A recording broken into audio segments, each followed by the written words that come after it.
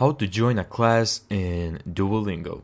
In order to join a class on Duolingo, start by tapping open your Duolingo application and signing into your account if necessary.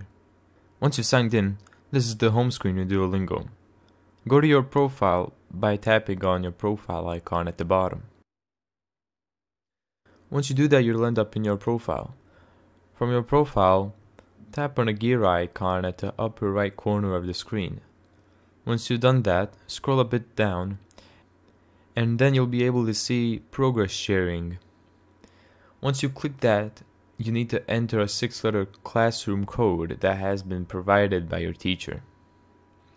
In the classroom code text field, you'll need to type in your code. And once you do that, go ahead and tap on Join Class button. Once you tap on Join Class, you'll be able to join the classroom with a classroom code on Duolingo. And that's how to join a classroom in Duolingo.